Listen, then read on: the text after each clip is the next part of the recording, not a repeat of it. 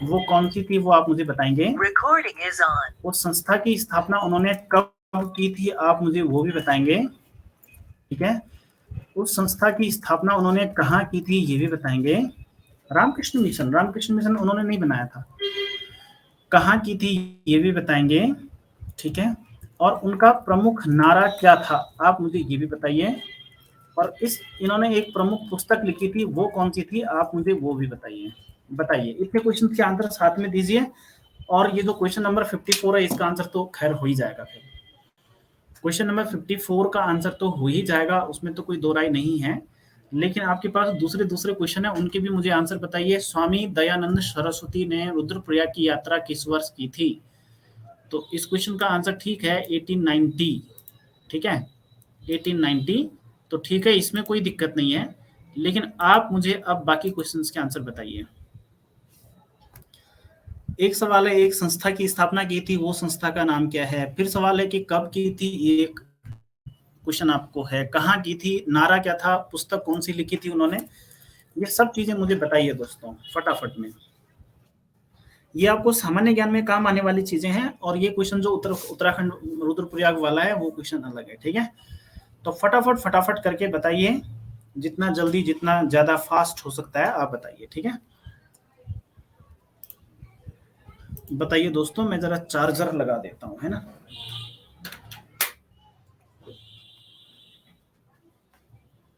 Yes, चलिए तो देखते हैं, हम इन क्वेश्चंस के आंसर देखते हैं। ठीक है, पहला था उन्होंने कौन सी संस्था बनाई थी, था ब्रह्म सॉरी आर्य समाज। ठीक है, पहली बात उन्होंने जो संस्था बनाई थी उसका नाम था भाई आर्य समाज। ठीक है, दूसरा सवाल था कि उन्होंने कब बनाई थी, तो 1875 ईस्वी में। ठीक है, उन्होंने आर्य समाज नाम की एक संस्था बनाई थी। और वो क्या काम करती होगी उसका पता हमें इसके नाम से ही चल जाता है वैसे। लेकिन फिर भी कहाँ की थी अगर पूछता है तो बम्बई में की थी। ठीक है, नारा क्या था उनका, तो सबसे इंपॉर्टेंट नारा उनका था वेदों की ओर लौटो, ये वाला उनका मुख्य नारा था। ठीक है, और पुस्तक कौन सी लिखी थी, जिसको बोलते हैं आर्य समाजियों की गीता। आर्य समाजियों की गीता किसको बोलते हैं, सत्यार्थ प्रकाश, सत्यार्थ प्रकाश को बोलते हैं। ठीक है, तो ये कुछ क्वेश्चन हैं जो बहुत जरूरी हैं आपके उस टॉपिक से संबंधी जो हमने क्वेश्चन पूछा था। ये जरूरी क्वेश्चन है जो आपके दयानंद सरस्वती जी से संबंधित हैं, और पेपरों में ये क्वेश्चन रिपीट होते रहते हैं। ठीक है, आप इन क्वेश्चंस को याद कीजिए। वेदों की ओर लौटो ये किसने कहा था ये भी ध्यान रखना है। किस आंदोलन से संबंधी है, तो आर्य समाज से संबंधित है, ऐसे याद रखना है। स्वामी दयानंद सरस्वती वैदिक शिक्षा के बहुत बड़े हिमायती थे, वैदिक शिक्षा को काफी ज्यादा महत्व देते थे। उन्होंने गोरक्षणीय सभा, है ना, पाखंड खंडिनी पताका, ये सारे के सारे कार्यक्रम भी चलाए थे। वो चाहते थे कि वेदों की शिक्षा, वेदों की व्यवस्था वैज्ञानिक है, और वो चाहते थे कि लोगों को इसको फॉलो करना चाहिए, लोगों को इस तरफ काम करना चाहिए। ठीक है, ये बात थी। तो ठीक है, इससे संबंधी सामान्य ज्ञान भी आप याद रखेंगे अच्छे से। ठीक है, हाँ, मूल नाम भी कह सकते हैं उनका, जो वास्तविक नाम था, वास्तविक नाम। ठीक है, मूल शंकर। और हाँ, अगर जब डूबना ही है इसके अंदर, तो ये भी पूछ सकते हैं कि उनका जन्म कहाँ हुआ था। उनका जन्म कहाँ हुआ था, पोरबंदर। पोरबंदर आप जानते हैं कहाँ पड़ता है पोरबंदर, बताइए।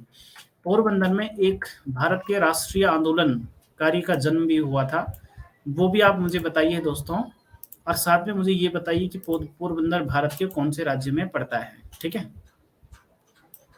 हाँ, इनको भारत का मार्टिन लूथर भी बोलते हैं, ये बात भी बिल्कुल सही है, इनको भारत का मार्टिन लूथर भी बोलते हैं दोस्तों।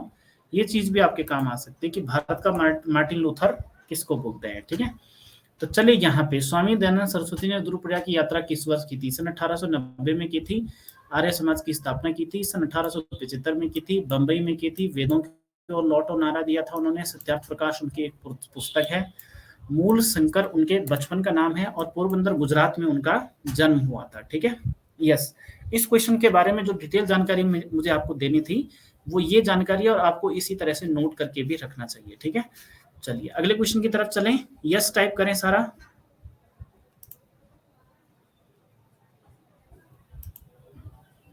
बताइए। कीजिए जरा टाइप फटाफट।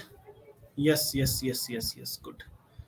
चलिए अगला क्वेश्चन आपकी स्क्रीन के ऊपर है, क्वेश्चन नंबर 55। अब आप इस क्वेश्चन का आंसर मुझे बताइए। क्वेश्चन थोड़ा बड़ा है, ये मुश्किल नहीं है, बड़ा है। सही है, साइज की बात करूं अगर, ऑप्शंस थोड़ा सा बड़े हैं, क्वेश्चन तो छोटा ही है, मतलब बहुत बड़ा मुश्किल क्वेश्चन नहीं है। पढ़िए, कौन सा कथन सही है? आपको सही कथन बताना है दोस्तों, ठीक है। आपको ये बताना है कि इनमें से कौन सा कथन आपको सही नजर आता है, इनमें से कौन सा कथन आपको सही लगता है, इनमें से कौन सा कथन आपको सही लग रहा है, ठीक है, बताइए। साक्षरता के लिहाज से देश में उत्तराखंड में स्थान 13वां है, ठीक है। दूसरा है जनघनत्व में उत्तराखंड का देश में 25वां स्थान है। अगला क्वेश्चन है लिंगानुपात में उत्तराखंड का देश में 17वां स्थान है। बताइए, क्या ये बातें सही हैं, या सारी सही हैं, या आंशिक रूप से सही हैं? अगर कोई एक सही है तो बाकी कैसी हैं? पढ़िए पढ़िए फटाफट पढ़िए। संतोषी, प्रवेश नोटियाल, यतेंद्र सिंह राणा, जगपाल सिंह, गिरीश समोली,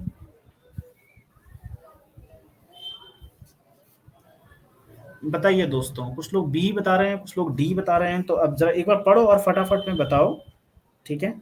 फटाफट में बताओ कि सच में इस क्वेश्चन का सही आंसर क्या है।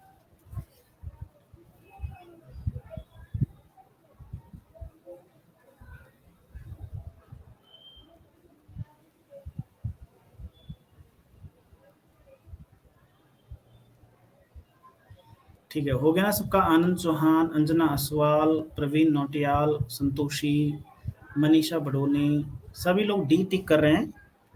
भले इसमें डाउट है कि डी टिक क्यों कर रहे हैं लोग, है ना। भले ये आंकड़े बहुत ज्यादा महत्व अभी वर्तमान में नहीं रखते हैं, क्योंकि इस समय जनगणना हो जानी चाहिए थी और अब होनी ही है, लेकिन फिर भी आंकड़े पुराने हैं, लेकिन जो हैं वो तो हैं। सही है। साक्षरता के लिहाज से देश में उत्तराखंड का स्थान कौन सा है? दोस्तों जरा सिंगल क्वेश्चन अगर मैं आपको दूं तो क्या आंसर बताओगे आप? साक्षरता की दृष्टि से उत्तराखंड का देश में स्थान कौन सा है? है ना। अब यही तो क्वेश्चन ही तो है, ये कथन दे रखा है, लेकिन क्वेश्चन का ही तो आंसर है ये। और लिंगानुपात में उत्तराखंड का देश में स्थान कौन सा है? अब अगर अगला क्वेश्चन सिंगल कोई पूछे आपसे एक क्वेश्चन कि लिंगानुपात में उत्तराखंड का देश में कौन सा स्थान है, तो क्या करेंगे आप? देखिए, अब चलो इस क्वेश्चन को देखते हैं। सही है, जो जो तुम्हें आता है उसको चेक करके बताते हैं। साक्षरता के लिहाज से उत्तराखंड का देश में स्थान कौन सा है, अगर आपसे ये पूछा जाए तो हमारे इस क्वेश्चन का आंसर होना चाहिए, मैं अलग से लिखूंगा इसे, हमारे इस क्वेश्चन का शुद्ध आंसर होना चाहिए 17वां। हमारे इस क्वेश्चन का सही आंसर होना चाहिए 17वां, ठीक है। अब दूसरा, लिंगानुपात में उत्तराखंड का देश में कौन सा स्थान है? लिंगानुपात में उत्तराखंड का देश में कौन सा स्थान है? तो उल्टा कर रखा है, लिंगानुपात में उत्तराखंड का देश में 13वां स्थान है। तो देखो ये पॉइंट हमारे दोनों ही गलत हो गए, ठीक है। और जनघनत्व में उत्तराखंड का देश में कौन सा स्थान है? तो 25वां, ये सही है। इसका मतलब क्या हुआ? इसका मतलब ये हुआ कि इस क्वेश्चन का एकदम सही आंसर बी है, ना कि डी। आप बताइए, तुक्का मारा था ना सारे डी ऑप्शन पे, तुक्का मार रहे थे ना डी ऑप्शन पे, तो ये बात है। सही है, देख लो भावना में आकर के डी ऑप्शन, जैसे यहाँ पे डी ऑप्शन है उपयुक्त सभी सही हैं, ज्यादातर बार ऐसा लगता है कि ये ऑप्शन सही है, लेकिन अगर हमने क्वेश्चन को ढंग से नहीं पढ़ा तो दिक्कत हो जाएगी, ठीक है। तो देखो ये आपकी भावना में जाकर के आपने डी भरा और आपका गलत हो गया। देख रहे हैं आप, सुन रहे हैं? यस टाइप कीजिए। क्वेश्चन समझ में आया, जानकारी समझ में आई? कोई बात नहीं बेटा, दुखी होने की जरूरत नहीं है, आपने गलत किया कोई बात नहीं, नोट करने का है, ठीक है। नोट करना है, कॉपी में नोट करना है कि दोबारा गलत ना हो, बस ये देखना है कि दोबारा से गलत ना हो। आप बताइए, क्वेश्चन नंबर 56 आपकी स्क्रीन के ऊपर है। उत्तराखंड के प्रथम भारोत्तोलन खिलाड़ी कौन थे? भारोत्तोलन, भारोत्तोलन, ठीक है। भारोत्तोलन का मतलब होता है वेट लिफ्टिंग, वजन उठाने वाले खिलाड़ी।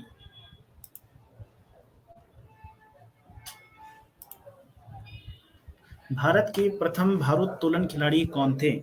अब केसी सिंह बाबा का संबंध भारोत्तोलन से था, केसी सिंह बाबा, केसी हंसा मंडराल, हाँ हंसा मंडराल भी थी, ये बात भी सही है, हंसा मंडराल भी थी, हंसा मंडराल का संबंध भी था, हंसा मंडराल को द्रोणाचार्य पुरस्कार भी मिला था, हंसा मंडराल को तो द्रोणाचार्य पुरस्कार भी मिला था इसके लिए। क्या बता सकते हैं आप हंसा मंडराल को द्रोणाचार्य पुरस्कार कब मिला? अभी तक उत्तराखंड में पहली बार द्रोणाचार्य पुरस्कार पाने वाली महिलाओं में से इसकी गिनती होती है, इनकी हंसा मंडराल की, ठीक है। लेकिन प्रथम भारोत्तोलन पूछा हुआ है ना यहाँ पे, तो आंसर क्या होगा हमारा? सी केसी सिंह बाबा, केसी सिंह बाबा, ठीक है। और आप मुझे बताएंगे कि केसी सिंह बाबा कहाँ के, केसी सिंह बाबा कहाँ के सांसद रहे थे?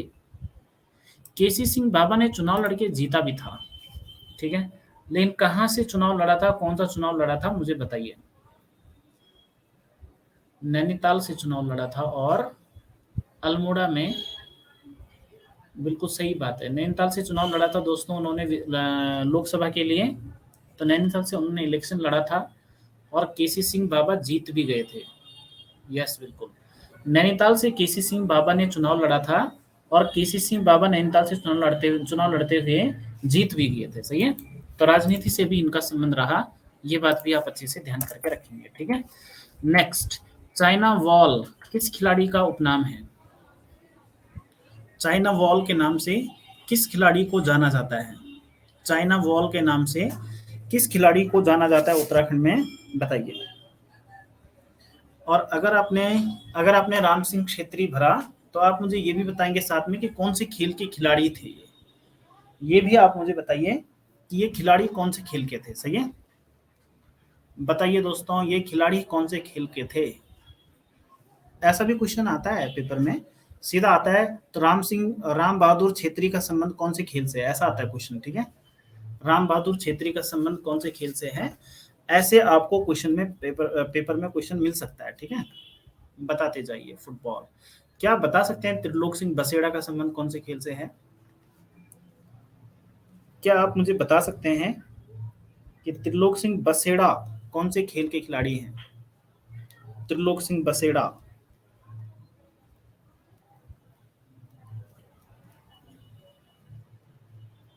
Very good, Ram Bahadur Chhetri football के खिलाड़ी हैं, आपका कहना यह है, और सही बात है, राम बहादुर छेत्री फुटबॉल के खिलाड़ी हैं, उन्हें चाइना वॉल के नाम से जाना जाता है, the great wall of China, बहुत बड़ी दीवार, बहुत बड़ी सुरक्षा दीवार उनको बोलते हैं फुटबॉल के खिलाड़ी, ठीक है। त्रिलोक सिंह बसेड़ा का संबंध दोस्तों किस खेल से है, आप मुझे ये भी बताएंगे तो अच्छा रहेगा, ठीक है। अब आपके पास क्वेश्चन नंबर 59 है, आंख मिचौली किस चित्रकार एक प्रसिद्ध रचना, किस चित्रकार की एक प्रसिद्ध रचना है? आंख मिचौली किस चित्रकार की एक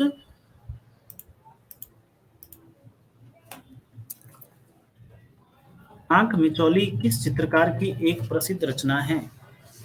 आंख मिचौली किस चित्रकार की एक प्रसिद्ध रचना है? आंख मिचौली किस चित्रकार की एक प्रसिद्ध रचना है, बताइए।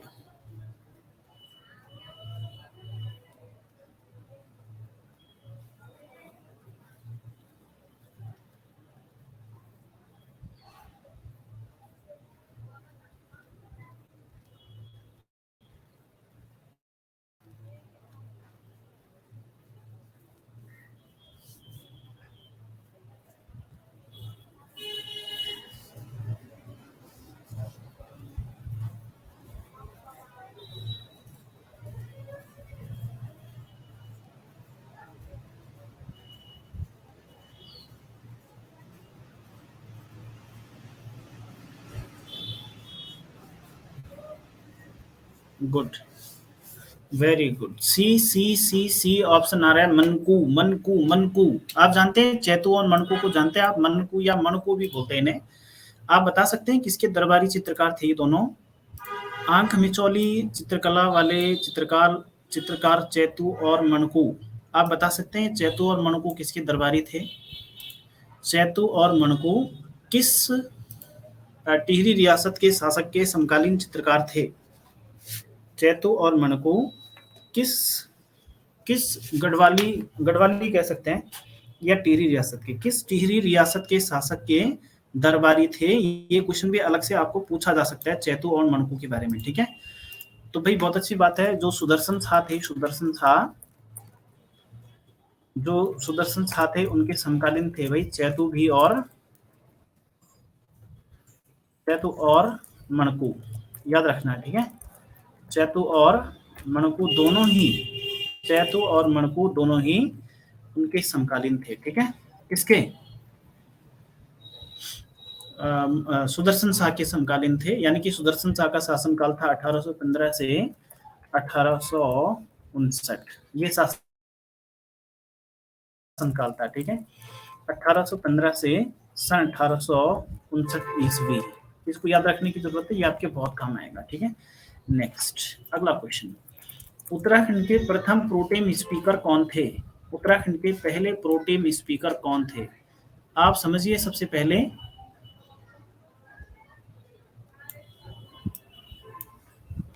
पहले समझिए कि उत्तराखंड के प्रथम प्रोटेम स्पीकर कौन थे। थोड़ा सा ध्यान दो, प्रोटेम स्पीकर होता क्या है और प्रोटेम स्पीकर का काम क्या है, ये भी समझिए, राजनीति विज्ञान में आपके काम आएगा, ठीक है। बताइए दोस्तों, अरुण राणा का कहना है कि हरवंश कपूर, संतोषी असवाल का कहना है कि बी काजी नरीउल रहमान,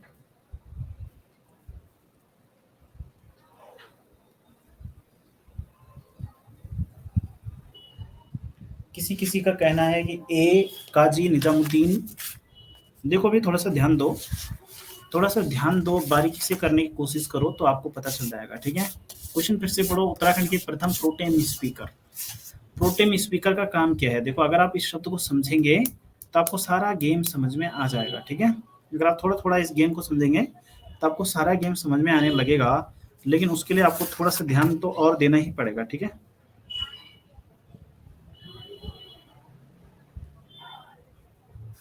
हो गया सबका आंसर?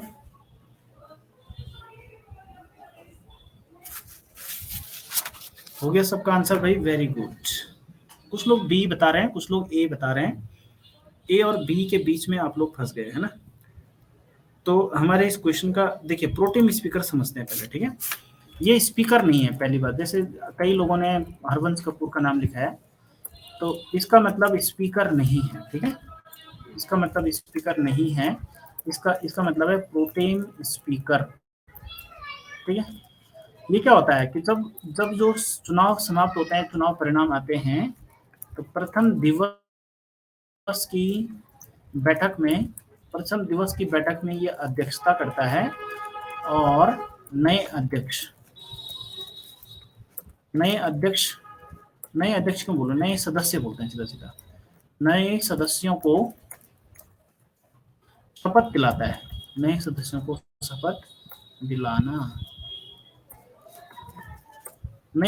शपथ दिलाना भाई इनका काम है, ठीक है। प्रोटेम स्पीकर का इनका काम इतना ही है। प्रोटेम स्पीकर क्या करेगा, सारे सदस्य चुन करके आएंगे, उनमें से एक वरिष्ठ सदस्य होगा, जो उनमें से वरिष्ठ सदस्य होगा उनको प्रोटेम स्पीकर बनाएंगे, मनोनीत करके, पद नियुक्ति होती है उसकी, चुनाव नहीं होता है, और वो व्यक्ति नए सदस्यों को,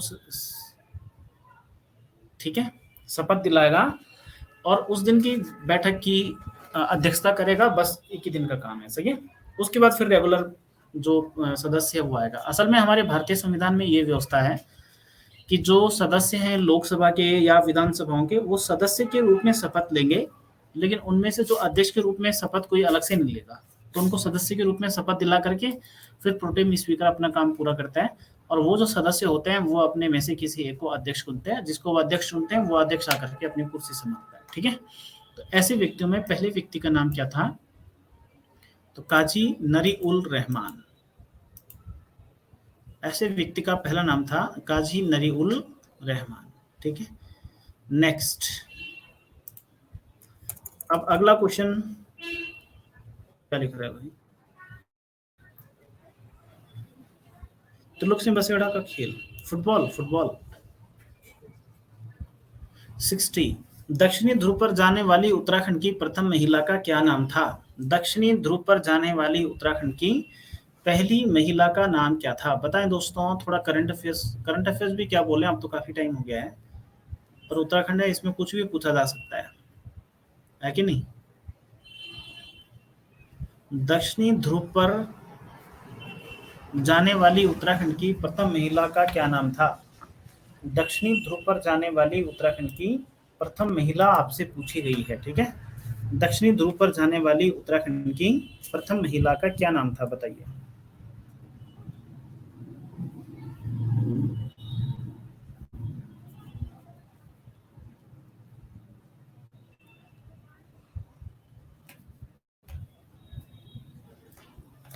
पिथौरागढ़ की थी ये महिला, एक जानकारी ये है, लेकिन इनमें से ज्यादातर तो पिथौरागढ़ के ही है ना।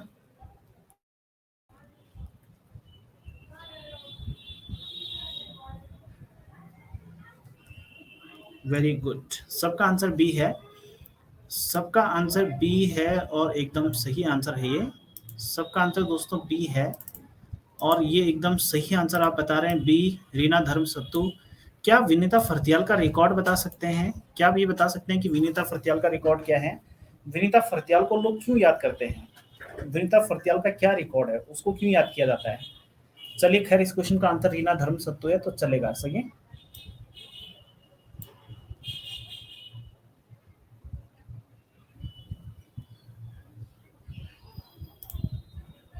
विनीता फर्त्याल का संबंध बताइए दोस्तों, किस क्षेत्र से है?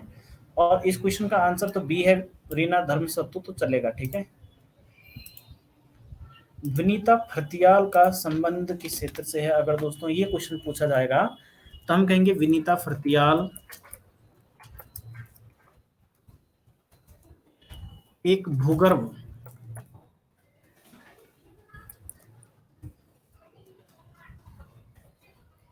वैज्ञानिक थी, हैं, लिखेंगे भूगर्भ वैज्ञानिक हैं, समझ आ रहा है। और रिकॉर्ड क्या है इनका कि प्रथम महिला दोनों ध्रुवों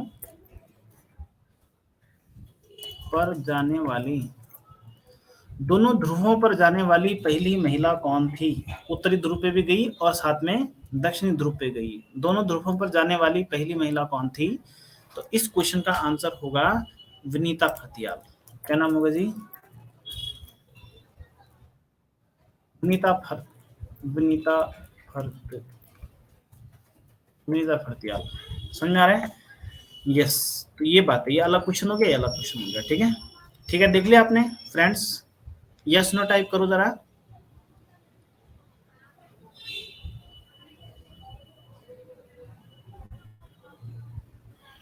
ओके, थैंक यू।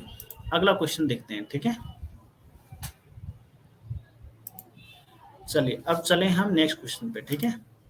अब हमारे पास क्वेश्चन है, नंदा देवी का प्रथम आरोहण किस पर्वतारोही के द्वारा किया गया था?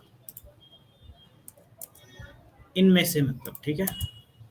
नंदा देवी का सर्वप्रथम आरोहण किस पर्वतारोही के द्वारा किया गया? नंदा देवी पर्वत है ना, चमोली में, सॉरी चिन्याली में नहीं, चमोली में नंदा देवी माउंटेन है ना। तो नंदा देवी माउंटेन की खोज किसने की थी? ये नंदा देवी माउंटेन पर जाने वाला पहला व्यक्ति कौन था? जैसे एवरेस्ट पर जाने वाला पहला व्यक्ति माना जाता है, ऐसे ही नंदा देवी पर जाने वाला पहला व्यक्ति भी हो सकता है, तो बताएं जरा।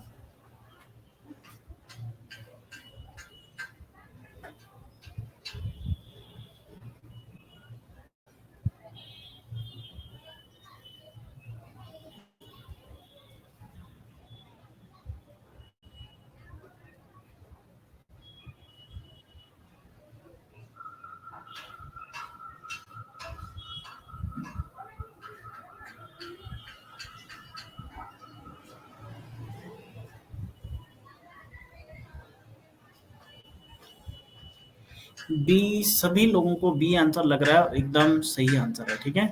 बी, टिम मैन। ये नंदा देवी की खोज करने वाले व्यक्ति माने जाते हैं, टिम मैन। नंदा देवी जो उत्तराखंड की सबसे ऊंची चोटी है, उसी को लेकर के ये क्वेश्चन है, ठीक है। यस। अब बताइए दोस्तों, क्वेश्चन नंबर 62 है आपकी स्क्रीन के ऊपर। उत्तराखंड के प्रथम पुलिस महानिदेशक कौन थे? इससे आसान क्वेश्चन क्या होगा यार, इससे सरल कोई पूछेगा क्या कुछ?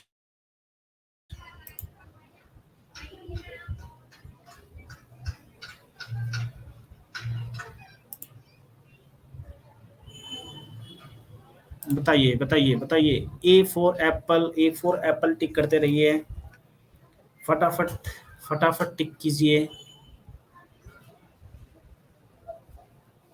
करिश्मा, अंजना, अमिता, गिरीश अमोली, पूनम बिस्ट।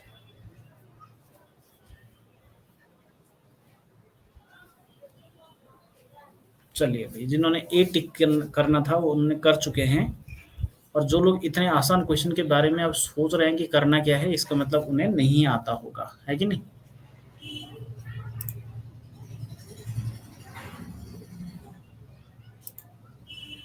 चलो ठीक है, B B B B, Sanjay Kumar Awasthi, B B. यहाँ पे लिखा हुआ उत्तराखंड के प्रथम पुलिस महानिदेशक, सिर्फ इतना लिखा हुआ, ठीक है। तो इसमें बहुत सिंपल बी होने की जरूरत नहीं है, इसमें हम ए भी टिक करेंगे तो भी हमारा आंसर सही आएगा। कैसे, हमारा ये वाला आंसर है ना, आंसर ही ये है ना, तो सही अपने आप होने होना उसने। अब जो ये कंचन चौधरी भट्टाचार्य है, इनका भी, इनको भी प्रथम कह सकते हैं, लेकिन अगर क्वेश्चन ऐसा बनाते हैं, प्रथम महिला पुलिस महानिदेशक, अब सही है, ठीक है। महिला, अगर ऐसा क्वेश्चन आएगा, प्रथम महिला पुलिस महानिदेशक, उत्तराखंड की पहली महिला कौन थी जिसे पुलिस महानिदेशक बनाया गया, अगर ऐसा क्वेश्चन आता है तब कंचन चौधरी भट्टाचार्य होगा। अनिल रतूड़ी, खैर अनिल रतूड़ी अब रिटायर हो गए हैं तो बीच में इनका कोई क्वेश्चन नहीं बनेगा, लेकिन उत्तराखंड के वर्तमान पुलिस महानिदेशक आ सकता है, वो आप मुझे बता सकते हैं। बताइए, वर्तमान पुलिस महानिदेशक, उत्तराखंड के वर्तमान पुलिस महानिदेशक कौन हैं। अशोक कुमार, जगपाल सिंह, अशोक कुमार, प्रवेश कुमार, अशोक कुमार। बताइए दोस्तों, फटाफट फटाफट बताते जाइए, और जो क्वेश्चन आपको नया लगता है उसको आप अपनी कॉपी में नोट भी कीजिए, तब जाके ही मजा आएगा, नहीं तो नहीं आएगा, ठीक है।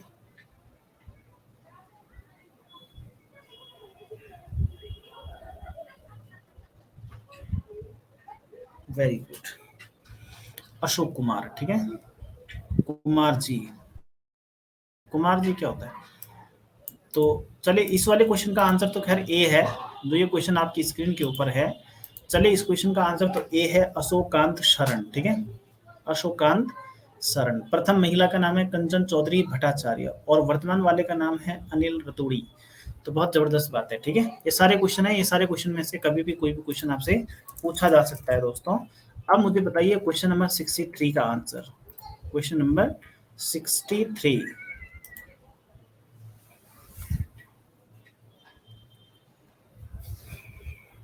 बताइए बताइए बताइए, फटाफट बताइए।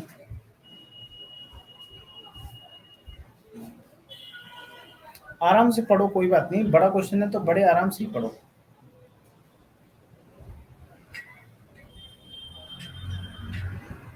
डी, किसी किसी ने इस क्वेश्चन का आंसर डी बताया है।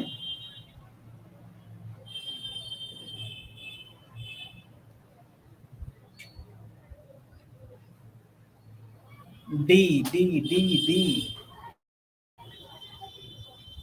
डी टिक कर रहे हैं भाई, ज्यादा लोग आंसर डी टिक कर रहे हैं, पता नहीं क्यों, सही है या गलत है वो तो अभी पता लगेगा, लेकिन डी टिक करने वालों की संख्या काफी है। पूनम बिस्ट, पूनम बिस्ट का आंसर है ए, मोराराम चित्र संग्रहालय श्रीनगर।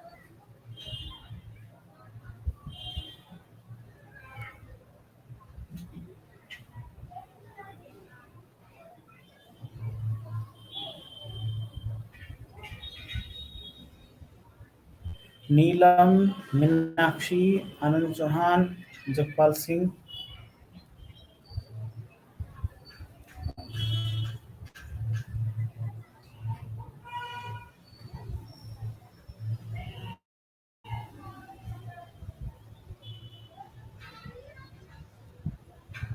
ठीक है, अब इसमें ये है ना दोस्तों, इनमें से कौन सा मेल सही है, ठीक है। तो चेक करते हैं, कोई बात नहीं, हम चेक करते हैं। आप लोग पूरा पढ़ो, बड़ा क्वेश्चन है ना तो उसको सारा आराम से पढ़ना चाहिए, ठीक है। देखते हैं, पढ़ते हैं, हमें सब मालूम हो जाएगा, ठीक है। देखिए यहाँ पे क्या लिखा हुआ, इनमें से कौन सा क्वेश्चन सही है, ऑप्शन पढ़ते हैं पता चल जाएगा। मौलाराम चित्र संग्रहालय श्रीनगर तो एकदम सही है। लोक संस्कृति संग्रहालय खुटानी भीमताल ये भी सही है। ये ऑप्शन भी सही है यार, इसमें तो 2 ऑप्शन सही हो गए हमारे। भीमताल, भीमताल भी लिखा हो सकता है, ठीक है। पंडित गोविंद बल्लभ पंत राजकीय संग्रहालय अल्मोड़ा, ये भी सही है। अच्छा ये भी सही है। और जिम कॉर्बेट म्यूजियम नैनीताल, ये जरूर गलत है। यहाँ पे क्या होना चाहिए, यहाँ पे भी अल्मोड़ा ही होना चाहिए। क्या होना चाहिए, बल्कि पर्टिकुलर काला ढूंगी, नहीं नैनीताल नहीं होना चाहिए, काला ढूंगी होना चाहिए, अल्मोड़ा भी नहीं होना चाहिए, काला ढूंगी। काला ढूंगी आप जानते होंगे, पता नहीं, काला ढूंगी में, ठीक है। अब क्वेश्चन का हुलिया कुछ अलग है ना, इनमें से कौन सा मेल सही है, तो भाई ए भी सही है, बी भी सही है, ये भी सही है। तो यहाँ से ऐसा कर सकते हैं, जैसे आप एडवाइस दे रहे हैं, कुछ लोग बोल रहे हैं ऐसा, ठीक है, नहीं है ऐसा। तो अब क्योंकि एक ऑप्शन गलत है ना इसमें, और वो आपको पता चल गया होगा कौन सा गलत है। जिम कॉर्बेट म्यूजियम का अगर नैनीताल ना लिखें, काला ढूंगी लिखें, तो पर्टिकुलर आंसर हो सकता है। काला ढूंगी भी एक फेमस जगह है, ठीक है। तो खैर ये तो गलत हुआ, लेकिन बाकी 3 ऑप्शंस हमारे पास एकदम सही सही ऑप्शंस हैं, जिनका हम जनरली यूज करते हैं, ठीक है। तो यहाँ पे अब जाके ये क्वेश्चन और सही हुआ दोस्तों, जब हमने ये लिखा कि इनमें से कौन सा मेल सही नहीं है, तो नहीं है वहां पे आना चाहिए था, क्योंकि एक ही गलत है, और वो कौन है, डी वाला, दादा साहब फाल्के अवार्ड, यही वाला ऑप्शन यहाँ पे गलत है, ठीक है। समझ गए दोस्तों। हाँ अब डी हो गया इसका आंसर, ठीक है। अब इसका आंसर डी हो गया, ये मेरी उंगली का कमाल है, नहीं लिखना छोड़ दिया और क्वेश्चन को आगे बढ़ा दिया, ठीक है। आइए अगला क्वेश्चन देखते हैं, आइए अगला प्रश्न देखते हैं दोस्तों। चोटी और उसकी स्थिति के साथ मिलान किया गया है, इनमें से कौन सा सही मेल नहीं है, बताइए। चोटी और उसकी स्थिति के साथ सही मिलान किया गया है, इनमें से कौन सा मेल सही नहीं है, बताइए। गलत मेल बताओ, गलत मेल बताना है दोस्तों आपने, ठीक है। अब देखो भाई, किसी को ए लग रहा है, किसी को बी लग रहा है, आधे लोग ए बता रहे हैं, आधे लोग बी बता रहे हैं, तो देखो क्या होता है कि नहीं।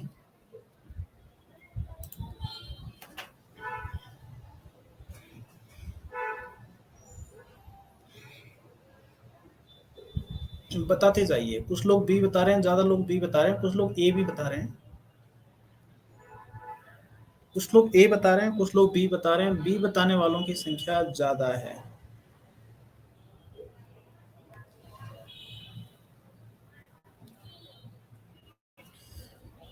करिश्मा का आंसर बी है, पूजा व्यास का आंसर बी है, प्रवेश नोटियाल कह रहा है सॉरी नंद प्रयाग, क्या होना था, नंदा घुंगुटी, नंदा घुंगुटी नंद प्रयाग। दिव्या रावत, रावत जी बी बता रहे हैं, दिव्या रावत बी बता रही है, अंजना बी बता रही है। चलिए हो गया है तो देखते हैं, ठीक है। तो इसमें लिखा है चोटी और उसकी स्थिति के साथ मिलान किया गया है, इनमें से कौन सा मेल सही नहीं है, गलत मेल बताना है, ठीक है। तो नंदा दूनागिरी चमोली में सही है, नंदा घुंगुटी रुद्रप्रयाग यही गलत है, क्योंकि नंदा घुंगुटी से निकलती है नंदाकिनी नदी, ठीक है। नंदाकिनी नदी नंदा घुंगुटी से निकलती है, और जो ये नंदाकिनी है ना, ये समझो आपकी नंदा देवी के पास ही पड़ती है, नंदा देवी के निकट ही पड़ती है, सही है। तो क्योंकि ये नंदा देवी के निकट ही पड़ती है, तो चमोली में ही पढ़नी है इसने, ठीक है। और ये तो वैसे भी पूर्व की तरफ से बह के आती है, बीच में अलकनंदा है, रुद्रप्रयाग तो पश्चिम की तरफ पड़ता है वैसे भी। तो मतलब इस क्वेश्चन का आंसर यही है दोस्तों, जो आप में से ज्यादा लोगों ने बी बताया, तो सही आंसर है आपका, ठीक है। जो आप बी बता रहे हैं, ये आंसर आपका एकदम सही आंसर है, ठीक है, एकदम परफेक्ट आंसर है, ठीक है। चलिए अगले क्वेश्चन पे चलें। बाकी तो सही है, चौखंबा पर्वत है, हाथी पर्वत है, और भी चमोली में तो बहुत सारे पर्वत हैं, त्रिशूल है, कामेट है, ये सब स्वर्गारोहिणी है ना, नीलकंठ है, कई सारे पर्वत हैं वहाँ पे। तो खैर वो तो खैर छोड़ देते हैं हम फिलहाल इसी की बात करते हैं कि इनमें से नंदा घुंगुटी भी चमोली में है, इन्होंने जबरदस्ती उसको रुद्रप्रयाग में लिख दिया है, ठीक है। यस। अब आपके पास क्वेश्चन नंबर 65 है, राज्य से प्रकाशित होने वाला पहला दैनिक पत्र कौन सा था, बताइए भाई।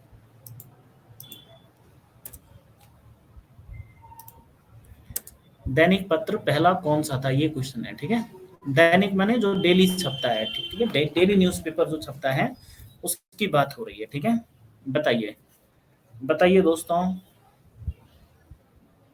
जल्दी जल्दी स्पीड स्पीड में बताइए, ठीक है। इस वाले क्वेश्चन का आंसर कुछ लोग बी और कुछ लोग ए बता रहे हैं, तो आप लोगों का बी और ए बहुत फेवरेट है भाई। भावनाओं में आके ना भरें और क्वेश्चन को समझें, क्वेश्चन आपसे क्या मांग रहा है वो बताएं, सही है। पेपर में भी यही चीज का ध्यान रखें, ये बेसिक यही है कि आपको क्या आ रहा है उसका फर्क नहीं पड़ता है, जो पूछा गया है क्या आपको वो आ रहा है उसका फर्क पड़ता है, सही है। जो आपसे पूछा गया क्या आपको वो चीज़ आती है, और जो आपसे पूछी गई अगर आपको वो चीज़ आती है तो आपके लिए ये दुनिया बनी है, कॉम्पिटिटिव दुनिया, ठीक है। लेकिन अगर आपको जो पूछा गया है वो आप नहीं बता रहे हैं, कुछ और बता रहे हैं, तो कोई मतलब नहीं उस चीज़ का, ठीक है। सी, कुछ लोग सी भी बता रहे हैं, शक्ति समाचार पत्र।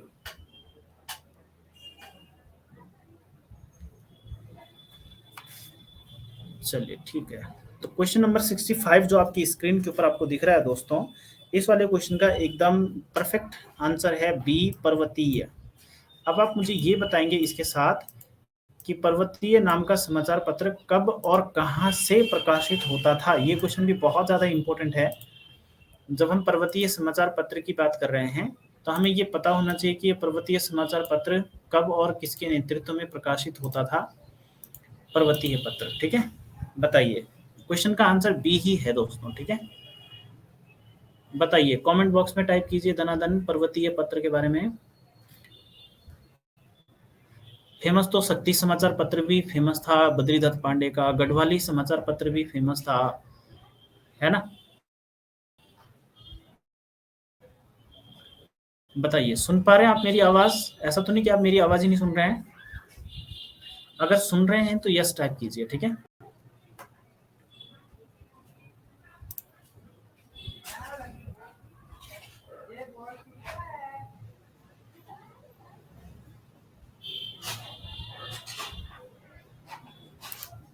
ग्रेट, आपको मैं होमवर्क दे रहा हूँ, आप लोग गढ़वाली, पर्वतीय, शक्ति समाचार पत्र, ज्योति, इन सभी समाचार पत्रों के बारे में कम से कम 5-5 क्वेश्चन कल बताएंगे मुझे, ठीक है। कम से कम 5 क्वेश्चन, 5 क्वेश्चन तो बेसिक हो गए। कहाँ से निकलता था, इसका संपादक कौन था, है नहीं, इसकी भाषा क्या थी, और समाचार पत्र का नाम क्या था, इसके पहले संपादक कौन थे, वर्तमान संपादक कौन है, ऐसे बेसिक क्वेश्चन बनते हैं इनके बारे में, ठीक है। तो आप बताइएगा मुझे, ठीक है। यस, नेक्स्ट क्वेश्चन नंबर 65 अब आपकी स्क्रीन के ऊपर है। अब क्वेश्चन नंबर 65 का आंसर बताइए। उत्तराखंड में सबसे बृहद स्तर पर कौन सी फसल की खेती की जाती है। उत्तराखंड में सबसे बृहद स्तर पर कौन सी फसल की खेती की जाती है, मतलब उत्तराखंड में सबसे ज्यादा कौन सी फसल होती है, ये क्वेश्चन है वो, डायरेक्ट मतलब। उत्तराखंड में सबसे वृहद स्तर पर कौन सी फसल की खेती की जाती है, उत्तराखंड में सबसे ज्यादा मात्रा में कौन सी फसल होती है दोस्तों, बताइए। गन्ना है, गेहूं है, जौ है, आलू है, क्या लगता है आपको, बताइए। अभी भी ज्यादातर लोगों को बी लगता है, बी माने गेहूं लगता है, कुछ लोगों को ए गन्ना भी लग रहा है, लेकिन ज्यादातर लोगों को बी लग रहा है। ये है इसमें कॉमन बात, ठीक है। तो कीजिए कीजिए, फटाफट कीजिए। बी, ज्यादा लोगों को बी लग रहा है, मतलब ये लगाओ आपकी लगभग लगभग सबको बी लग रहा है, लेकिन कुछ लोग हैं जिनको ए लग रहा है। और माहौल देख करके कुछ जिन लोगों को पहले ए लग रहा था ना, अब उनको भी बी लगने लग गया है। क्या आप लोग अपने कमेंट देख पा रहे हैं, मेरे को तो तुम्हारा सबका तमाशा दिख रहा है। आप अपने कमेंट तो नहीं देख रहे होंगे, मैंने हटा रखे हैं। 31% कमेंट दिखाई दे रहे हैं आपको अपने, ऐसे कैसे। आनंद चौहान दिख रहा है जी, तमाशा।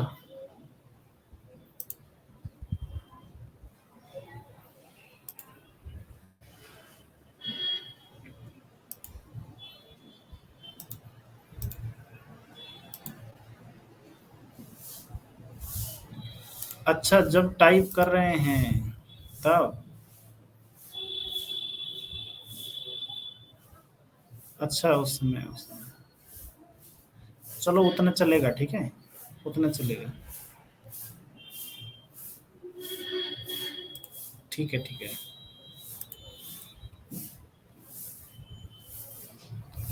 ठीक है, उत्तराखंड में सबसे बृहद स्तर पर कौन सी खेती होती है? गेहूं की।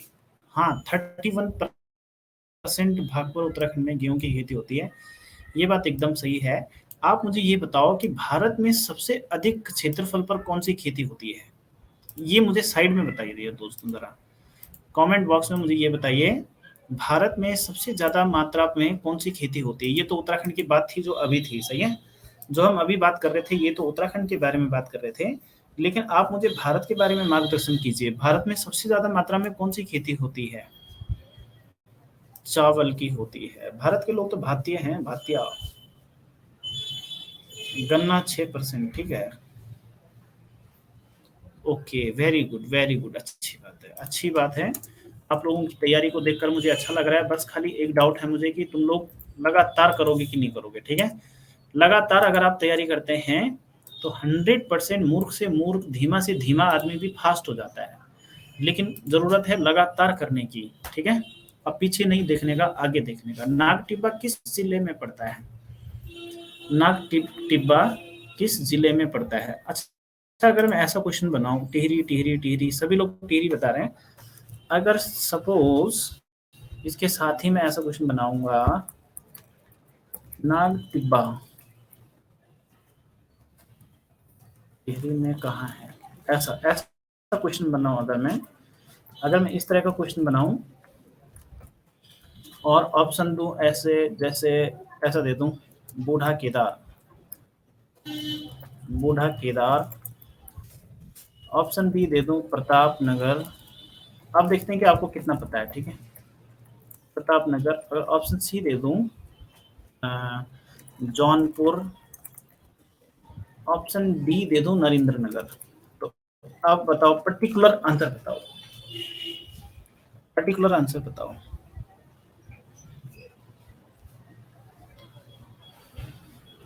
Good good good good good, इसका मतलब आप, तुम्हें ढंग से पता है। मसूरी के पास भी नजदीक है, लेकिन मसूरी देहरादून में पड़ता है तो जनरली मसूरी काउंट नहीं करते हम। ठीक है। सड़सठ का बी, टिहरी गढ़वाल। हाँ, ठीक है। सड़सठ का बी है टिहरी गढ़वाल। और ऐसा इसलिए है क्योंकि वो जौनपुर में पड़ता है, नाग टिब्बा। ठीक है, पत्थर खोल जौनपुर, हाँ सही बात है, पत्थर खोल जौनपुर, सही बात है।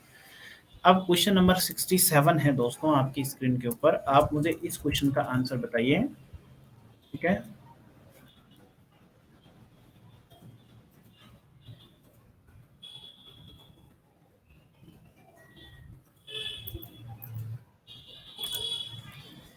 चीनी यात्री वेनसांग द्वारा हरिद्वार को किस नाम से संबोधित किया गया था?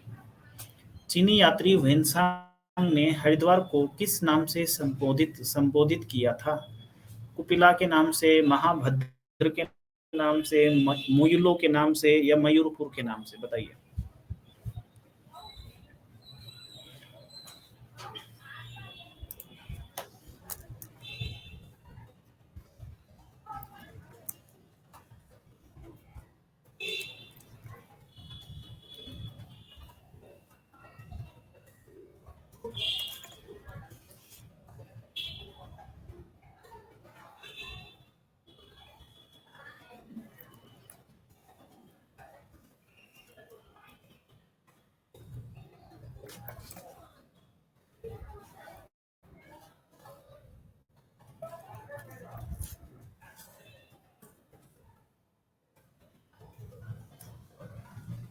क्वेश्चन टाइप हो रहे हैं आपकी स्क्रीन के ऊपर, ठीक है, आप आंसर बताते रहिए।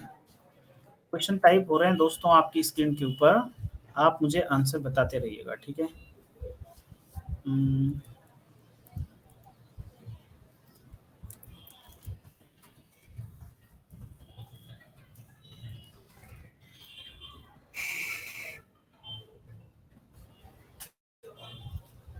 बताते रहिए। देखिए, 3-4 क्वेश्चन आपको अलग से पूछे गए हैं इसमें, आप इन 3-4 क्वेश्चंस के आंसर बताओ।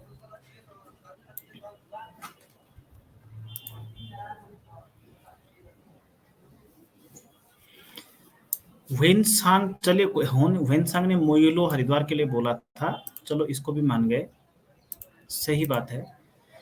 इन क्वेश्चन के आंसर दो दोस्तों। वेनसांग किसके समय भारत आया था? वेनसांग किस वर्ष भारत आया था?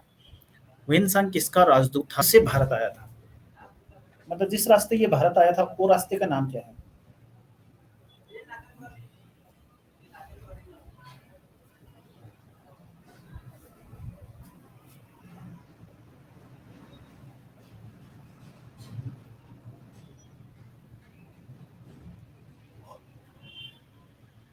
हर्षवर्धन, हर्षवर्धन, फटाफट टाइप करते रहो, जो भी आंसर आपको आ रहा है ना इन क्वेश्चंस के, आप फटाफट टाइप करते रहो, ठीक है।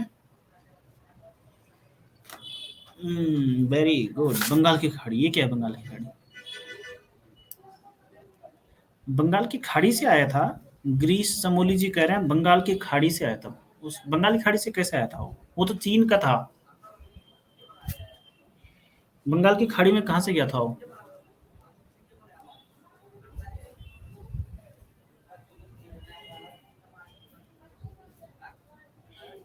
संजय कुमार अवस्थी जी, क्या आपकी स्क्रीन आ रही है आज? रेशम मार्ग, हर्षवर्धन। चलो अब मैं बताता हूँ, ठीक है। घूम के आया होगा नाव से, अच्छा। ये भी सही है। चलो देखते हैं, बारी बारी से आंसर करते हैं, ठीक है। वेन सांग किसके समय आया था? वेन सांग हर्षवर्धन के समय भारत आया था। आप में से ज्यादातर लोगों ने इसका आंसर सही बताया है, ठीक है। हर्षवर्धन के समय भारत आया था, और हर्षवर्धन 600 600 कब बना था ये शासक? 606 या 7 के आसपास बना था ये शासक, है ना, हर्षवर्धन। और 647 तक, 647 तक ये शासक रहा था, ठीक है। 606 या 607 से ही ऐसे करके वो शासक बना था, है ना, 606 में बना था, ठीक है। किस वर्ष भारत आया था अगर इसकी बात करें वेनसांग की, तो 629 से 643, ठीक है। एज आई नो 647 से 629 से 643 के दौरान वेन सांग भारत में रहा था। भारत की उसने यात्राएं की थी, अलग अलग बौद्ध विहारों की उसने यात्रा की थी। किसका राजदूत था? किसका राजदूत था? ताइसुंग, ताइसुंग, ताइसुंग चीनी महाराज, चीन का शासक एक था ताइसुंग, ताइसुंग का ये राजदूत था, ठीक है। और किस मार्ग से भारत आया था? तो हम इसके दो आंसर दे सकते हैं। एक दे सकते हैं कराकोरम, कराकोरम राजमार्ग, या फिर किसी को बोलते थे सिल्क मार्ग, किसी को बोलते हैं सिल्क मार्ग, सिल्क रूट बोलते, अभी भी तो बोलते हैं, तो तब भी बोलते थे, ठीक है। तो या तो इस क्वेश्चन का आंसर हम ये बताएंगे, ठीक है। तो ये है दोस्तों इस वेनसांग से संबंधित, खैर इतने क्वेश्चन नहीं है, बहुत सारे क्वेश्चन हैं वेनसांग से संबंधित, पर फिलहाल कुछ क्वेश्चन ये हैं, ठीक है। अब बताइए, क्वेश्चन नंबर 69 आपकी स्क्रीन के ऊपर है। उत्तराखंड के किस स्थान पर सर्वाधिक औसत वर्षा होती है? ये रिकॉर्ड यार चेंज होता रहता है हर बार, हर साल चेंज होता रहता है ये। कभी ये देहरादून के नाम रहता है, कभी नरेंद्र नगर के नाम रहता है, कभी मसूरी के नाम रहता है, तो किसी न किसी के नाम रहता ही रहता है, सही है।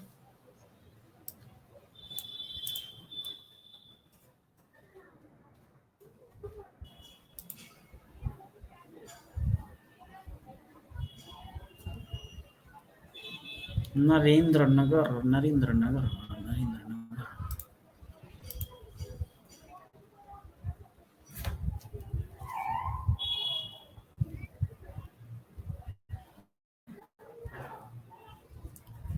Very good. A A A A A, सबका आंसर ए। बताएं जरा दोस्तों, नरेंद्र नगर उत्तराखंड के कौन से जनपद में पड़ता है? नरेंद्र नगर उत्तराखंड के कौन से जनपद में पड़ता है? एक। नरेंद्र नगर के विधायक कौन हैं? दो, ठीक है।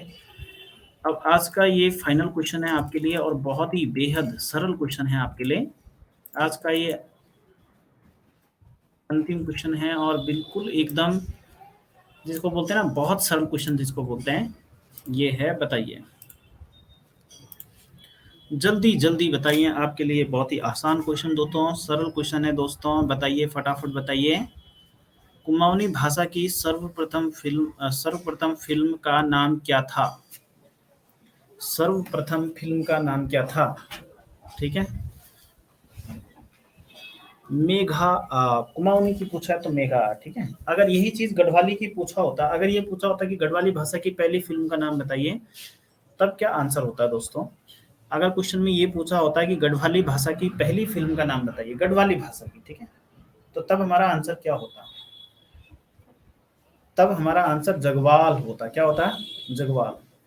और अगर इससे बढ़ के क्वेश्चन पूछा होता कि जगवाल फिल्म के डायरेक्टर कौन थे, जगवाल फिल्म के एक्टर कौन थे, तो क्या बताओगे आप?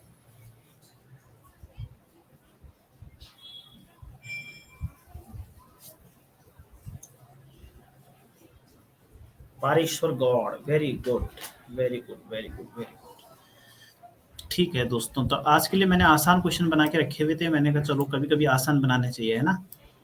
तो अगर आपको मुश्किल लग रहा है, कभी कभी क्वेश्चन अगर आपको मुश्किल लगते हैं, तो मुश्किल क्वेश्चन आपको नोट कर देना चाहिए, ठीक है, ताकि दोबारा कभी अगर ये रिपीट हो तो सही रहे। मुश्किल क्वेश्चन जब आप याद करेंगे, मुश्किल क्वेश्चन जब आप याद करेंगे तो तभी तो मुश्किल क्वेश्चन जब आप याद करेंगे तभी तो आपका सामान्य ज्ञान बढ़ेगा, ठीक है। तो मुश्किल क्वेश्चन भी याद करने चाहिए। आज मैंने आपके लिए थोड़ा आसान बना के रखा हुआ था। अब हम आपसे मिलेंगे कल। कैसा लग रहा है आपको? सामान्य ज्ञान अच्छा लग रहा है? और हाँ, एक चीज और है दोस्तों जो मुझे आपको बतानी थी